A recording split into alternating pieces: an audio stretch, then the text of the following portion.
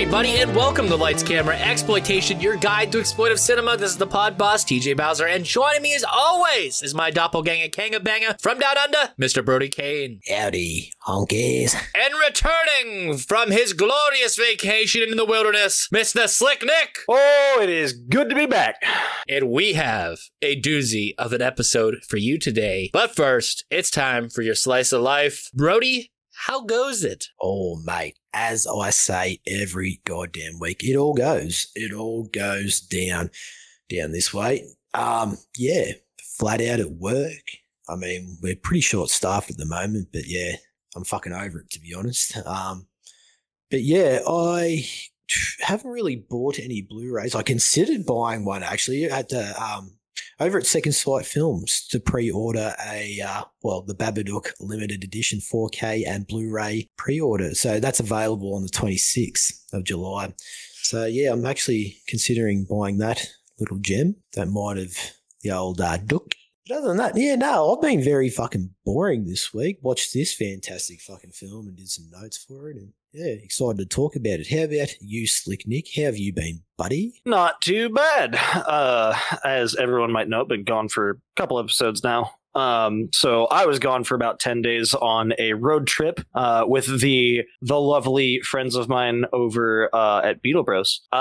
So we did basically just kind of like a national park tour thing for a while. Pretty sure we went to like every single southwestern state in the US.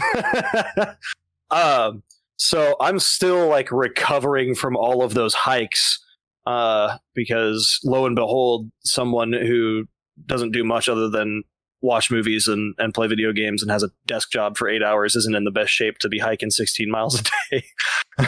Yeah, I'm sure all that stretching didn't do you good. Yeah. I don't know, man. You have to ask Cameron about that a little bit.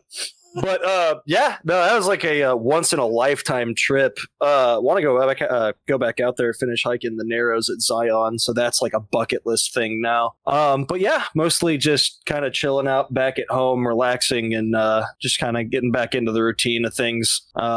So yeah, it's mostly just kind of been working and sleeping early every day. What about you, TJ? What have you been up to in my absence? Well, I've been doing a lot of podcasts. That's what I've been doing. We're doing a lot of pre-production stuff on a short film. More to come later. Yeah, all that good stuff. Been talking to Brody, been talking to Chad, been talking to all my boys because we got a convention coming up next month, August 13th through the 15th in Pittsburgh, Pennsylvania at the Monroeville Convention Center. Steel City Comic-Con. Come find the Project Louder booth and see all of your favorite hosts of Project Louder. Yeah, and also pick up one of the con-exclusive t-shirts because they're too fucking sweet. Yeah, so I'm waiting for my copy of Skin Deep from Severn Films. Ooh, yeah, baby. Yeah, can't wait for that, and that's going to be awesome. I don't have any other films coming in as of recently, but I do have some on the wish list, and of course, that I will be pre-ordering very, very soon. Again, man, I just keep thinking about this Jack Frost 2 from MVD and how excited I am. But you know what else I'm excited about? And that is this episode, and that is Edge of the Axe from 1988.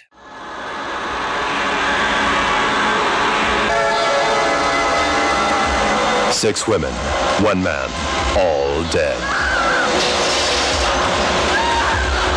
Edge of the Axe. Gerald's a cool kid with a keen computer. Now that he's met Lillian, the lines of communication are definitely open. It's called Icarus. You can ask it anything you like. But the readout spells trouble. Wait a minute, what happened here? And murder is the mode. What shape is that body? Hamburger meat. A killer is loose, and the whole town's on edge. Edge of the Axe. Directed by José Ramón Larraz, who also did Vampires in 1974, Stigma in 1980, Rest in Pieces in 1987, and Deadly Manor in 1990. Writers, Joaquim, right? Yeah. Yes. Joaquim Amichatis, Javier Alarreta, Jose Frad and Pablo de Aldebrana. Cinematographer Tote Trenes, who also did National Adultery in 1982, Alien Predator in 1986, and no, is not what you think, Deadly Manor in 1990, and The Greek Labyrinth in 1993. Music by Javier Alarreta, who is most known for his directorial work on films such as Blood Hunt in 1986, Blood and Sand in 1989, The Naked Target in 1992, and Psycho Game in 2006. Makeup department, Colin Arthur, who worked on films such as Conan the Barbarian in 1982, The Neverending Story in 1984, The Rift in 1990, and Cthulhu Mansion in 1992, who was directed by Juan Piquer Simon, who directed Pieces. Producers, Jose Frad. Editor, Barry B. Lear, who also worked on Freddy's Dead and The Final Nightmare in 1991, Knight Rider 2091, The Colony in 1995, and Road Rage in 1999. Budget? Couldn't find that information. Starring Barton Fawkes as Gerald Martin, who also starred in Future Kill in 1985. Christina Marie Lane as Lillian Nebbs. Christina Marie Lane as Lillian Nebbs, who also starred in The All-Nighter from 1987. Paige Mosley as Richard Simmons, who also starred in Girls' Night Out in 1982. Hunk in 1987, The Jigsaw Murders in 1989, and Yesterday's Target in 1996. Fred Holliday as Frank McIntosh, who starred in Wind Across the Everglades in 1958, A Guide for the Married Man in 1967, The Marcus Nelson Murders in 1973, and Galactica in 1980, in the year 1980. Patty Shepard as Laura Simmons, who is from My Dear Killer in 1972. The Killer is One of 13 from 1973. Crypt of the Living Dead in 1973. And Rest in Pieces in 1987. Alicia Mora as Rita Miller, who starred in The Exterminators of the Year 3000 in 1983, which is like a knockoff of Mad Max. And Dear Nanny in 1986. Slugs in 1988. And Hot Blood in 1989. Jack Taylor as Christopher Kaplan, who starred in Conan the Barbarian in 1982. The Ninth Gate in 1999. The Birthday in 2004, and Wax in 2014. Conrado San Martin as Ayudante Sam, who starred in The Black Duke in 1963, Boom Boom in 1990, Maestros in 2000, and Vampires in 2015. Brody? People in a small town are being hacked to pieces by someone wearing a creepy white mask. Law enforcement in the area is clueless as to who's behind the murders, so a young computer whiz named Gerald and his sort of girlfriend Lillian try to solve the mystery themselves. Will they find out the person's true identity and stop him before they get to the edge of the axe? Awards! Nada! I'm serious. It should have won best sitcom intro in a movie ever. It's definitely unique, and we'll talk about that more to come. Yeah. So, boys, let's get physical.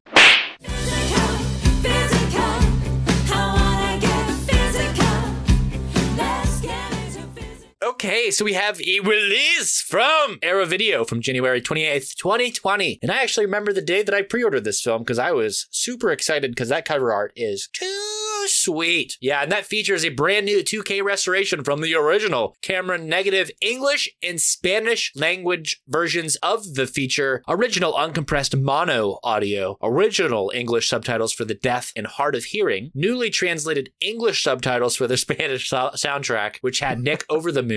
I love it. Brand new audio commentary with actor Barton Fawkes. Brand new audio commentary with The Hysteria Continues. Newly filmed interview with actor Barton Fawkes. The Pain in Spain. A newly filmed interview with the special effects and makeup artist Colin Arthur. Image gallery reversible sleeve featuring originally and newly. I'll try that again. Reversible sleeve featuring original and newly commissioned artwork by Justin Osborne. Booklet in the US release. And it's currently region free. And you can buy this on Arrow Video for €8 or Amazon on the US for $19.99.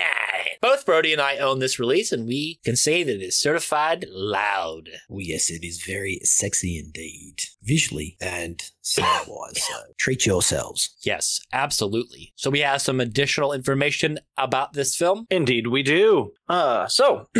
Not a ton on it, but I did find a few interesting things here and there. So upon the film's release in the United Kingdom, the violence actually had to be cut down in order to receive a proper rating and release and not get smacked with the video nasty. So it got its release after a whopping 26 seconds got cut out of the movie. I'm pretty sure they only had to cut down like a few axe chops each for like each murder just to get it in. Only had to be like whenever they connected. Yeah. That's all I could think of, because even watching it, I was kind of like, I could see how. But this is one of the few 80s slasher films that actually show you the weapon connecting over and over again. It threw me off. It really did. Another Edge of the Axe is actually the final film credit before the retirement of actor Patty Shepard, who had a career spanning 50 film credits going all the way back to 1966 before the movie, who was also the older sister of prominent TV actor Judith Chapman, i.e. Judith Shepard, who has been in Magnum P.I. and every soap opera from the 80s to the 2000s, Silk Stockings, Days of Our Lives, The Young and the Restless, and General Hospital, and she was in like seasons of each. You know, you keep bothering me about doing a Days of Our Lives podcast, and I just can't bring myself to do it, Nick. Damn it, man! We will do it.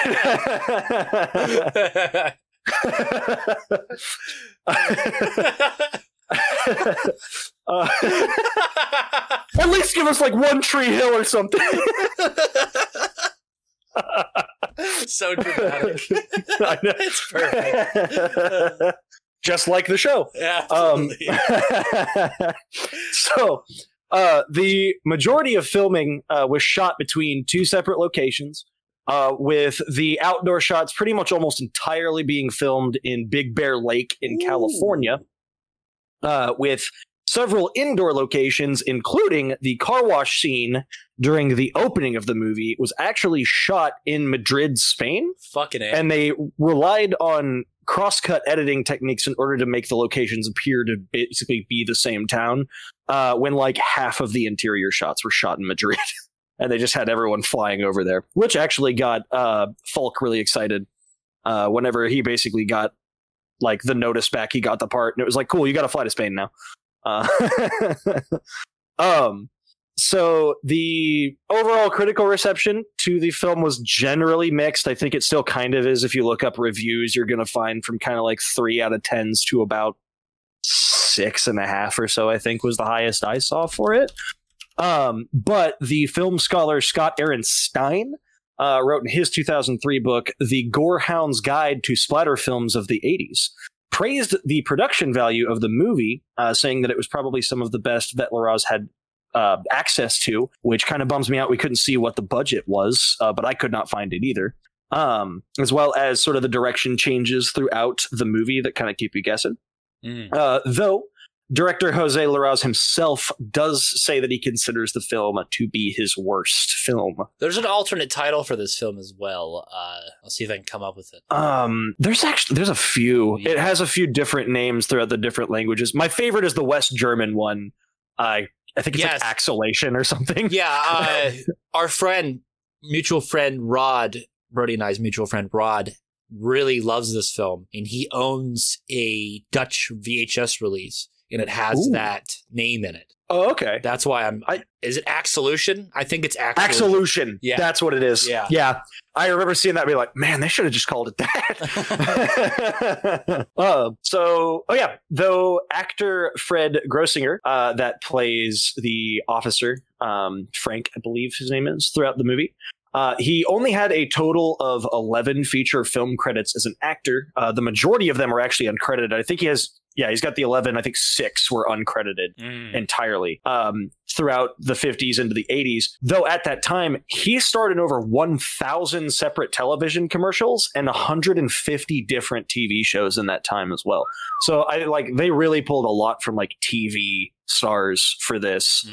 So pretty much if you've watched any TV show from the past century, you probably have seen someone who's in this movie. So it's like Jason Goes to Hell. Yeah, kind of. Honestly, from what I could find, it's very similar in the casting. The shooting of Edge of the Axe, along with 4 other films that year at Big Bear Lake, actually did cause a pretty significant boom to the local economy. I found a little newspaper snippet from the county from the year this came out that said that San Bernardino County got an estimated $700,000 or 1.2 $3.6 million in today's money into the economy just from movies going out to film in there, just because of like the sort of desert area that they've got, as well as just the lake itself. So I think this was not the only movie being shot there at the same time, and the county actually hired someone to coordinate all the different film teams around the county, so they weren't like shutting roads down and stuff all at the same time, and people could still get to work and home.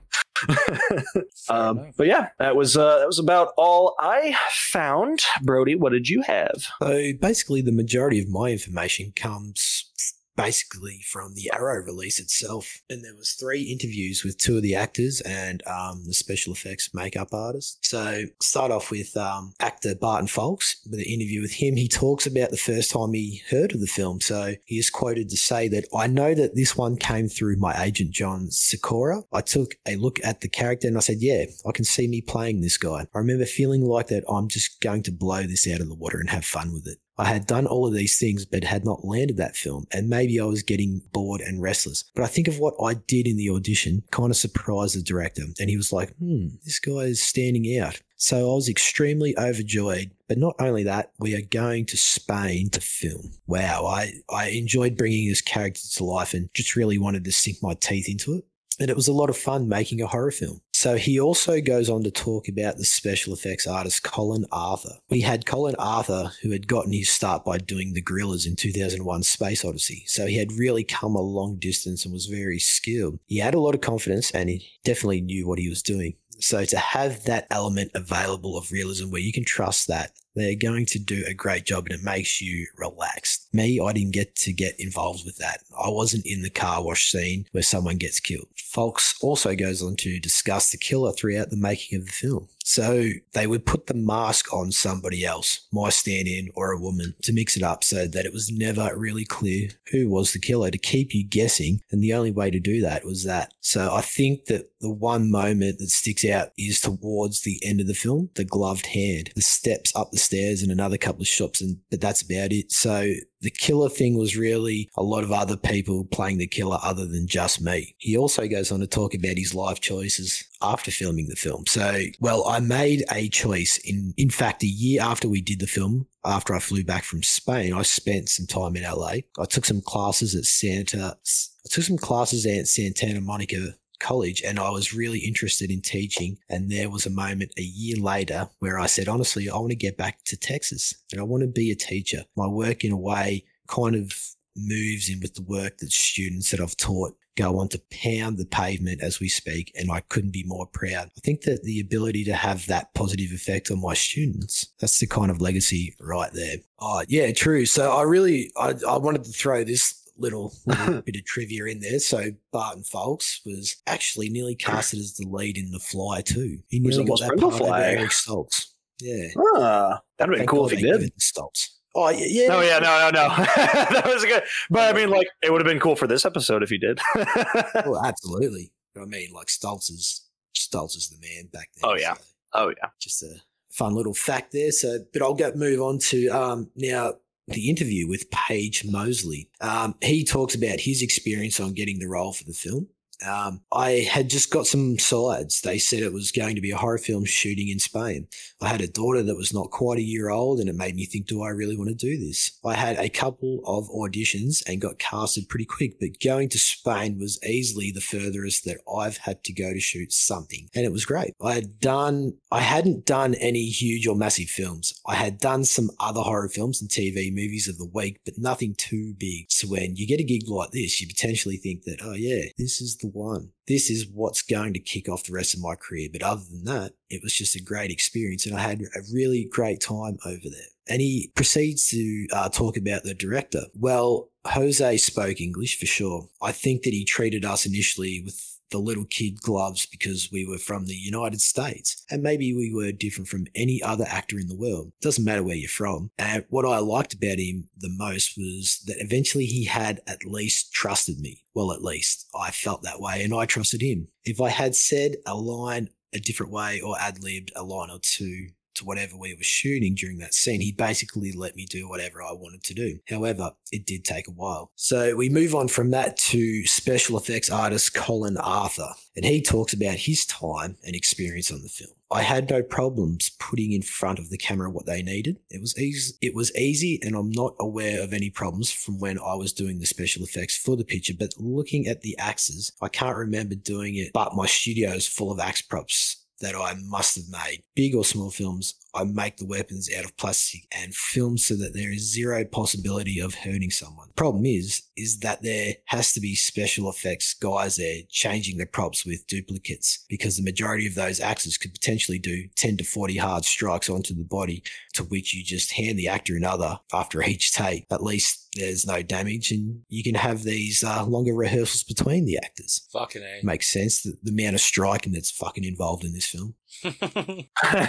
So he goes on to talk about one of the scenes in the film. Now, seeing the sequence where the girl at the end gets her fingers cut off, I did that as a hand made in alginate and cut with a real axe. It worked very well, and they cut it out of the film. Maybe because it worked too well, I don't know. I put tubes inside the hand, and then I would pull the tubes back and mark the tube on its side, but then pull them back again to the wrist, connect all those tubes up to blood on high pressure. The hand would leave these tubing holes that I would fill up with blood, and so it doesn't matter where the axe hits because the fingers will bleed no matter what. I was really pleased with this sequence. And finally, he goes on to talk about designing the mask for the film. I remember blanking out a face because we all look at the face and we all fix on the eyes. But if you completely blank a face out, it can give a very funny look. And I must have been asked by Jose, because I've taken a life cast of somebody, put clay over the mouth and nose. So I've covered over those, made another mold, filled that mold with latex, and then pulled that over the artist so that all of the characters' movements of the face is there, but it's not there, and gives a funny feeling. I must say that I've done it 2 or 3 times for different films. It's a great effect. However, it is a bit bad on the back of the head, but it doesn't matter because it was a mask. And that is it. Hope you enjoyed this segment. Let's talk about it.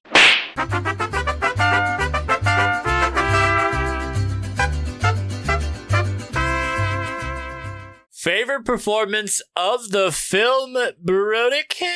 Would it be cheating if I said the killer? Why? Well, originally I had our lead actor, what's his name? Fuck. Barton?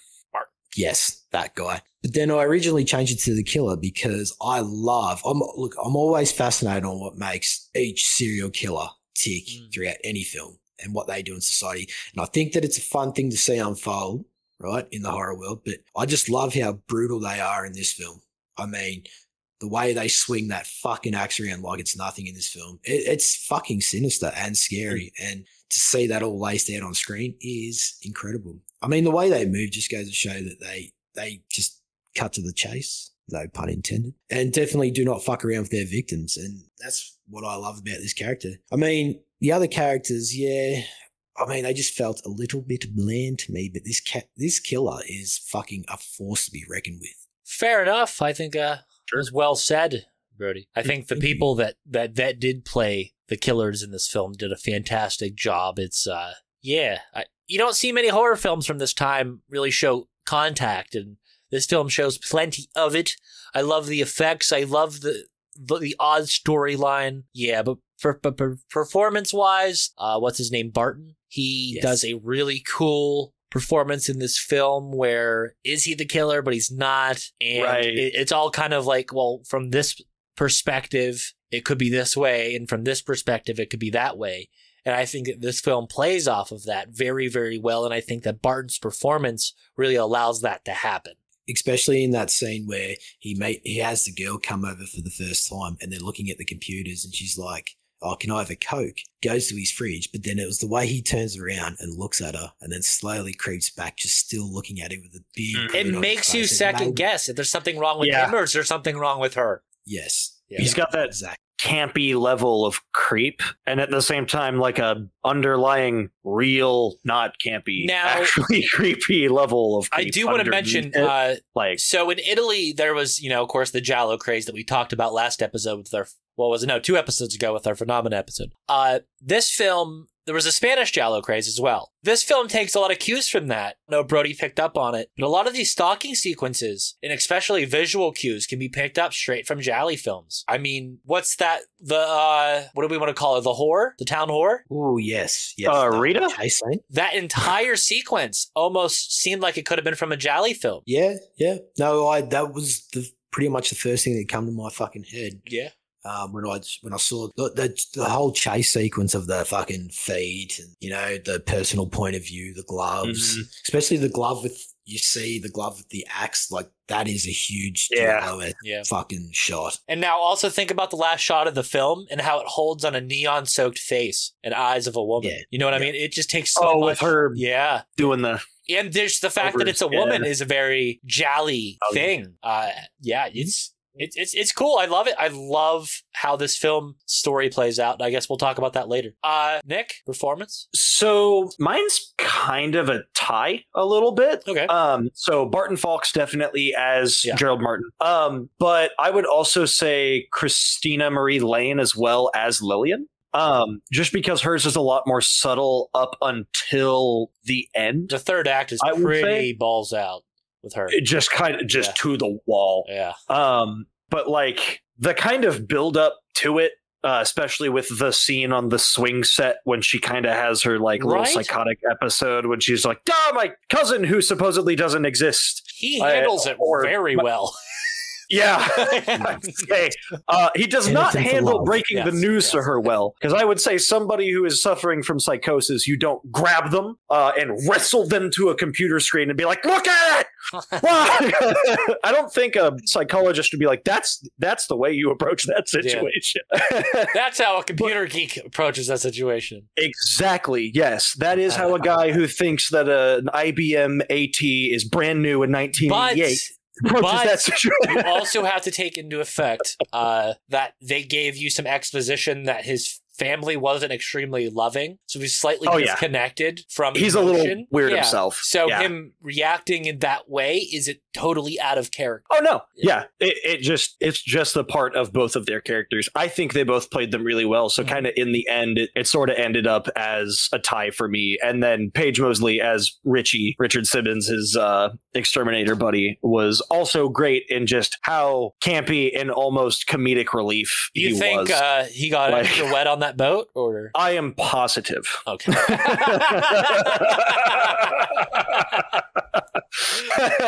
Especially after his lady friend or whatever reached in and touched the head and then ran out and was like, at the front of the boat. And we're talking about a decapitated head, just to be clear. Yes. Yeah, I was going to make a joke. I left it open. Insert head joke here. Yes. And waterhead. Set piece, boys. I love the entire town itself. Day exterior shots look fucking fantastic. America and Spain? Yeah, Americana Spaniolo. Yeah, I think it looks great. It's like a small mountain town setting. But I've got to give an honourable mention to the scene we were talking about before. Now, I do believe it is a train yard that she's running through, the prostitute. Yes. Mm-hmm. Yeah, I think that scene was like lit extremely well. I love train yards. It was, it's a fucking random place to meet up, but being a prostitute anywhere is good, I suppose, if you're going to get some dollars. So yeah, it was 100 to be exact. She was expensive. $100, yeah. Let me see what that was. She also like blackmailing people? Hold on, let me check what that is with inflation. Keep going. I was going to say, well, how much is that today? I'm gonna guess around $300. I'm going to say 320. Ooh, it's 44%. Oh, are we going Prices Right rules? Closest without going over wins. 320. Come on, 320. 230. We both went over. Damn it. Yeah. Okay, so I guess maybe it was about. She charges in modern day money $230. I was gonna say because that 700K or whatever being to like 1.6, I figured roughly double and then a tiny bit more. It's pretty. I mean, for like the cop said, pretty expensive on his wages. Yeah. Yeah. I mean That's like a fifth of a paycheck for me.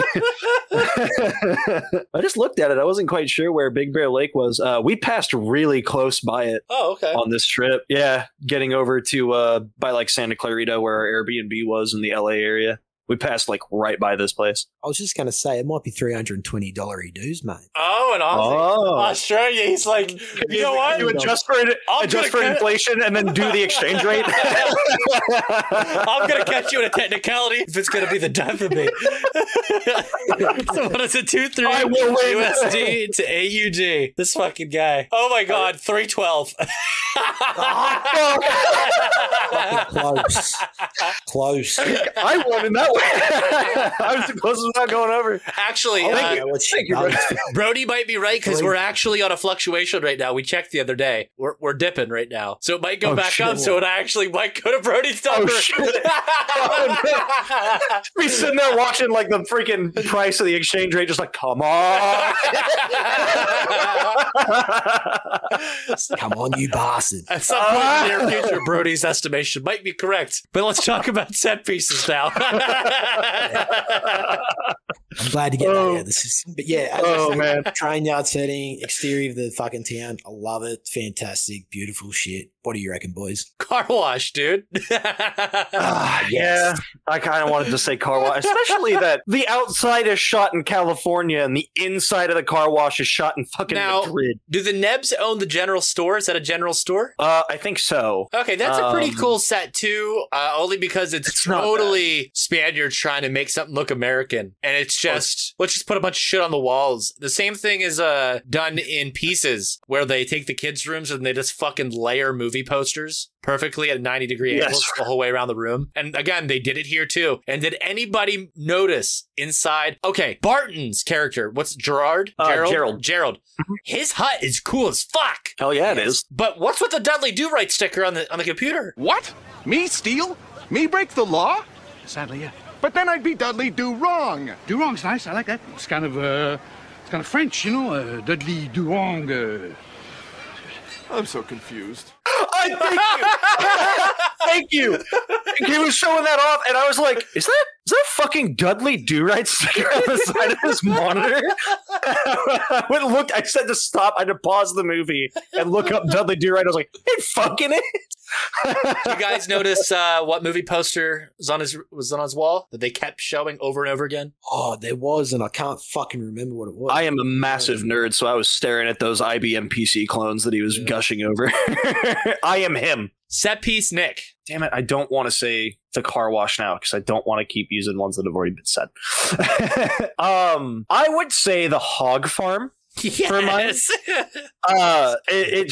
It's so intimidating and like the inside of the actual house itself is so much smaller than you would think, so it's like so claustrophobic. Yeah. While the one woman is getting like chased back into the kitchen while he's axing the door down when she's going out the back and everything. When she's getting axed is so neat. Oh yeah. And she like runs outside and then stops, pauses, takes a minute, looks around, unscrews the light bulb outside, takes a look around again, and I'm like, get the fuck in the goddamn barn! What are you doing? Fucking A. Like, I just like the whole hog farm. I was absolutely convinced the moment that it started at the beginning, whenever we see the pig get its head cut off and they put it in the bed. I thought someone was getting fed to some pigs. Right. I was kind of disappointed no one got fed to some pigs. Dude, we just got I'm just happy that we got to talk about pigs again for the second episode in a row. I mean, I know you weren't. I wasn't here. Backs too.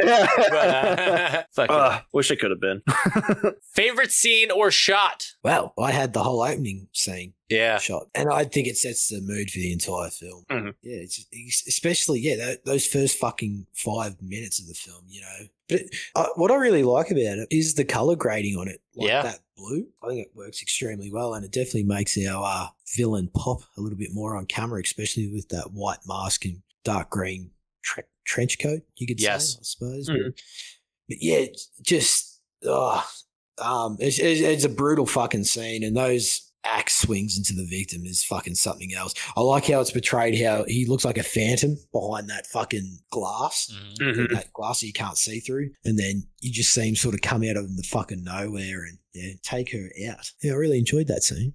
That windshield shatter shot of him hitting it with that is pretty dope. Actually, really cool shot. Awesome. Yeah, I agree with the color gradient thing. It puts a lot of contrast on it, especially once the blood starts flying. It helps. It's made especially well for a fucking Spanish film, dude. I mean, I've seen some Spanish giallo films from the 70s, and I'll tell you what, the budget shows, but this one, it's fantastic. It looks very good. Yeah, oh no, it looks great. It kind of surprises me that Larraz dislikes it as much as he does. Because, like, I don't know. I mean, for what it's worth, yeah, those shots are really crisp. When we do his other films, I think we'll try to make a best comparison. Oh yeah, no, that's fair. I guess if I had to say one, probably just even the shot of what we got. I know he said that they kind of cut it out with having the real or the alginate hand hitting it with the real axe. That the finger cut scene from when she puts her hand on it, I think it's like the pantry door or something that she's like trying to go through, and he cuts it off and then she has to run back out. That one's probably one of mine. Just the tension building up to that, all just leading to and it's so abrupt. Just hand on the door frame, done. And then immediately just cutting back to running back in the other direction. It's great. I have a question about that. Well, I'll bring that up in the next fucking. Okay. Okay. Yeah, hopefully I can get it. That's about to say sent an attachment. It's just all it says. Oh no. You don't follow Dawn of the Discs. Official Vinegar Syndrome app. Oh. Launch in 8 days. Oh. I might be able to get to see the seller. Yeah. Oh no, and the caller. I just heard both y'all's pants tighten like shit.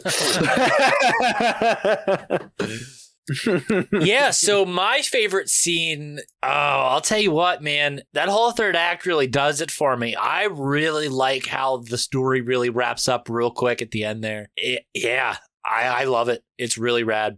I'll say it's a good one. Also, shout out to the scene with the one girl driving, what was it, Christopher or whatever, the drunk dude home. Yeah. And he fucks her up and runs her off the road, and then the killer hides in his place or whatever. Scares her whenever she comes over to check on him. That was a good one, too. I do love the delicious taste of using a cutaway for that scene because it makes it just that more ambiguous. Mm-hmm. Yeah, love it. Fucking awesome. Favorite effect or death? Ooh, well, I had May Heatherly as Anna Bixby. You know, her death scene is the one that stands out to me the most, especially as that killer hides in the pantry, like Nick discussed in his previous question.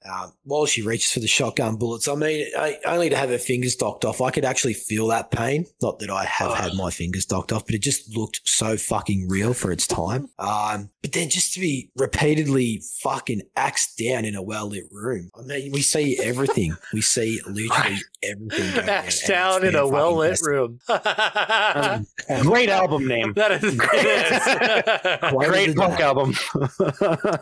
Actually, this is the question I had for that scene because I was trying to wrap my head around the fact that the killer is in a dark, but she's still reaching into a pantry. So is in her pantry another room? I mean, because she's if reaching it's like into a walk-in the pantry. That's what I'm thinking. But like, there's two separate lighting fucking schemes going on there. Like he's in the pitch black or pitch darkness, whatever. I think it's just a closet. It's a larger closet because they're a wealthier family, so they have a bigger closet for the pantry. So I think that he's just standing in there. Yeah. My grandma's pantry is the same way. Yeah. Like you go in from the kitchen, and if you had the light off in there and the light on in her kitchen, it's pitch fucking black, and it's a whole like walk-in thing. I think she's just reaching in there because she doesn't want to have to go in there, open the door, make noise, turn on the light, and look. She knows where they're at, so she's just gonna reach in there and grab them, and then like I was saying, the one thing that really did confuse me is when she opens the door up, it's extremely fucking well lit inside that pantry. Then it cuts to him in a pitch black room. So I was thinking maybe the lighting difference might have, that's what threw me off, sort of thing. Does she ever like, open the pantry door, or does she just crack it? Because then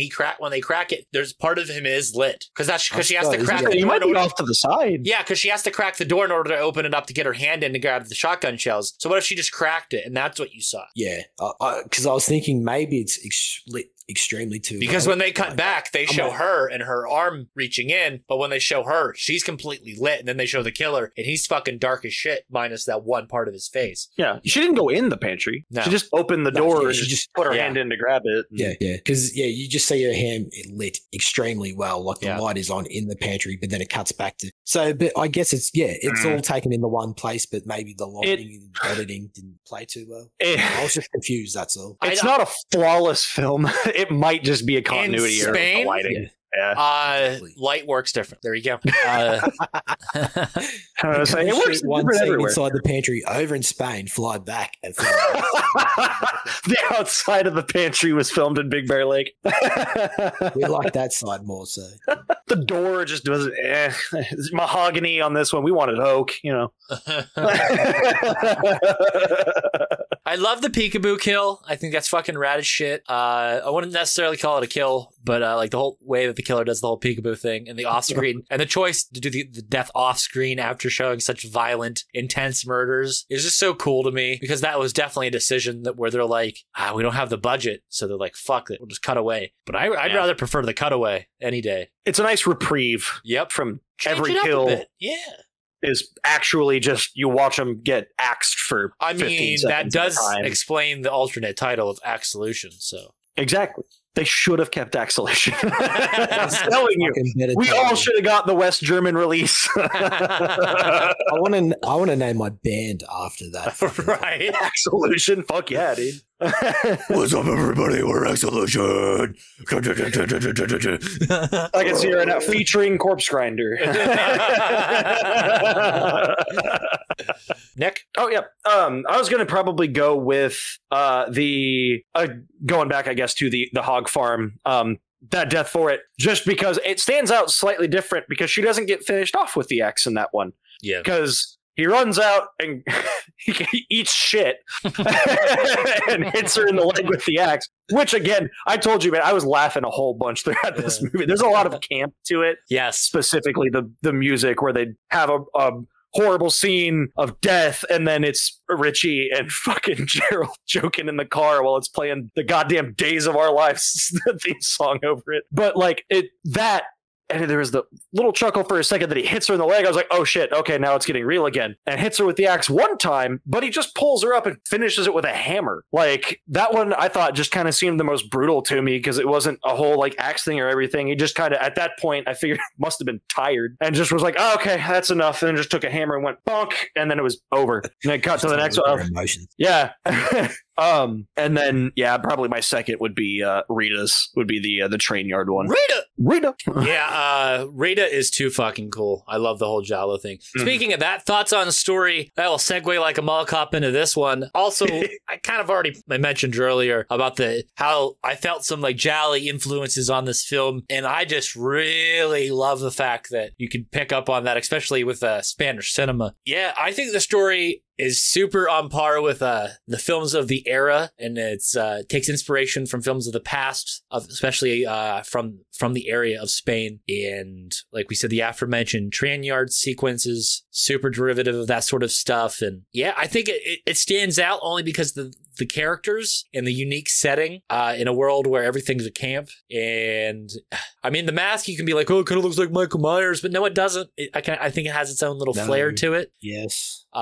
Yeah, it's super interesting, and I'd love to see one of the artists out there do their own take on it. You know, I 100% agree with you on everything you just said, and it's definitely a well executed slasher film, and it's a fun film to watch. It's enjoyable to watch, actually. Mm-hmm. Through and through. Yeah, visually, the storytelling, you know. The kills are cool, the cheese is there. Yeah, exactly. It has everything I want in a slasher film. You know, you got this iconic slasher villain, the practical effects, violence, and most importantly, adjustable fucking twist to sell the film at the end. I mean, it's a win in my books. Yeah, I wasn't expecting it at all. That's one of the first times in a slasher movie where I just straight up got blindsided out of it. I was like, I genuinely did not see that one coming at all. I think that can be attributed to just because the two main performances are just so fucking batshit crazy that it's so impossible to tell. And they play that red herring aspect of the story up to like, I mean, do they beat it like a dead horse? Almost. But I think the characters are just so over the top that it works. It fucking works. Everybody's a red herring in this film. Everybody has an axe. Everybody has a trench coat. But guess what? At the end, they make it clear. So abundantly fucking clear when he says, at least there won't be no murders in this town anymore. And she looks up and smiles. Like, that is just too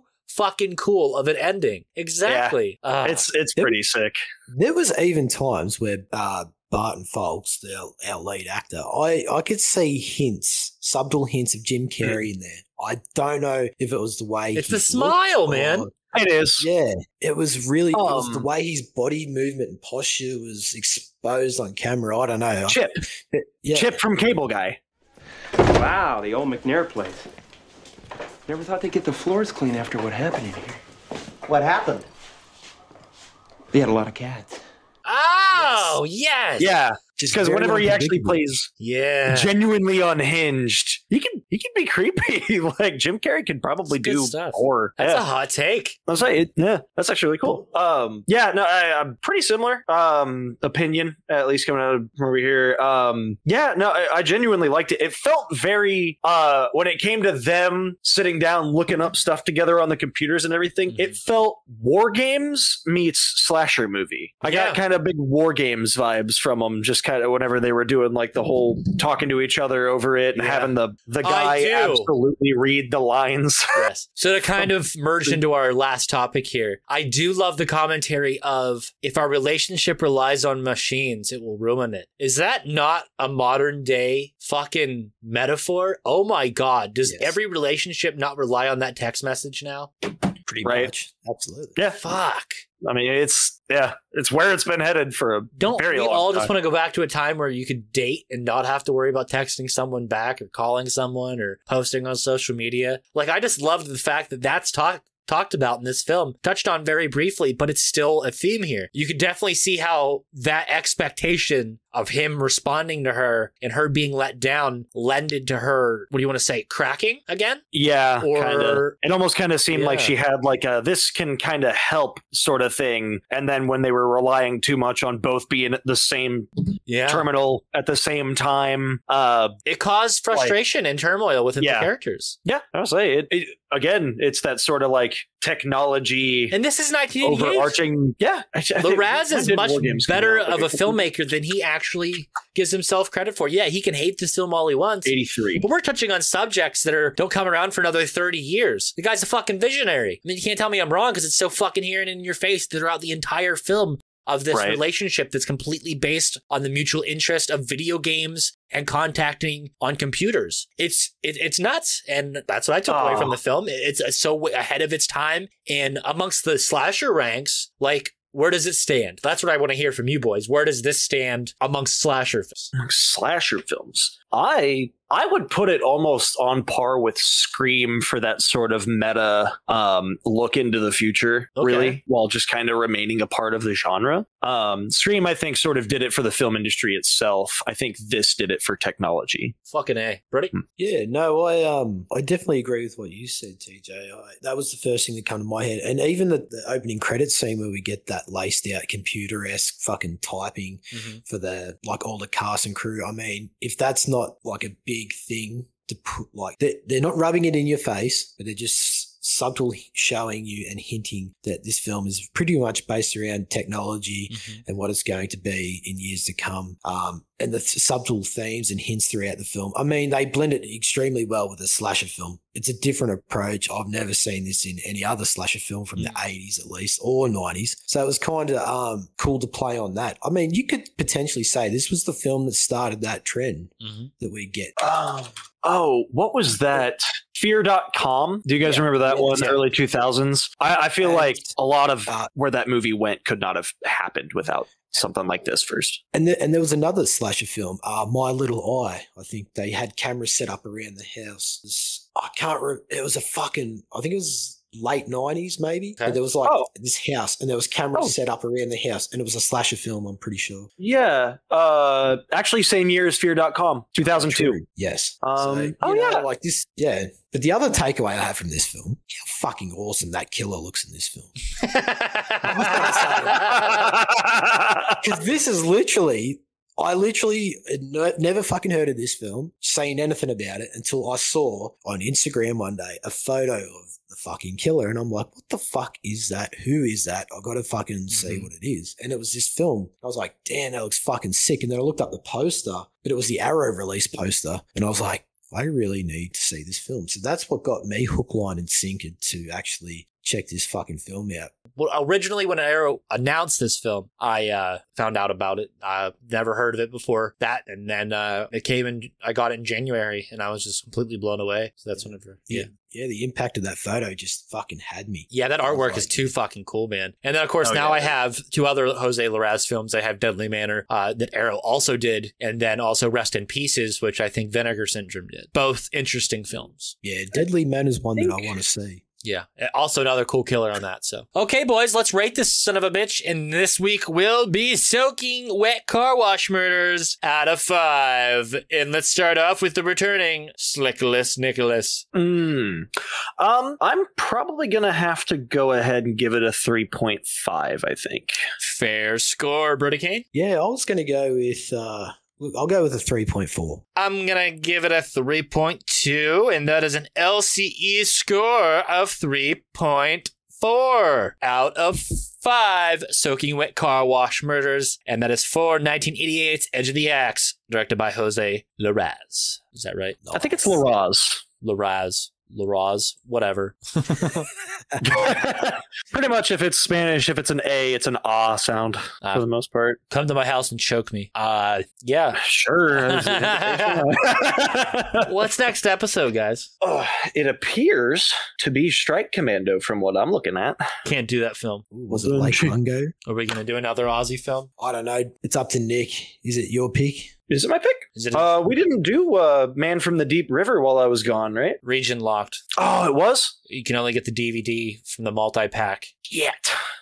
Damn it. I didn't realize that. Let me take a look at the list we had here originally. What was your other picks? So I think Lake Mungo was actually ended up being mine after. Well, here, we'll just do this. So guys, just stay tuned next week for another episode of Lights Camera Exploitation. We're excited to see you guys again. This is the Pod Boss, TJ Bowser, signing off. This is your doppelganger, Kanga Banger, all the way from motherfucking down under saying, I'll catch you next week, you sons of bitches. Slick Nick finally back saying it's good to be back and I can't wait for next week. You're the night here in this town, something weird took place. They say that a woman died, no one knows why. Everybody is suspecting, anybody could have been. I said, hey you, where were you yesterday? I said, hey you, where were you yesterday? Having him in front of you, you know what is here.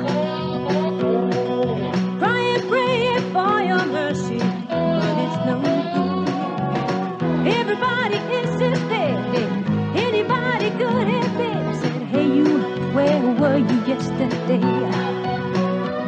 I said, hey you, where were you yesterday? I can't hear you, where were you yesterday?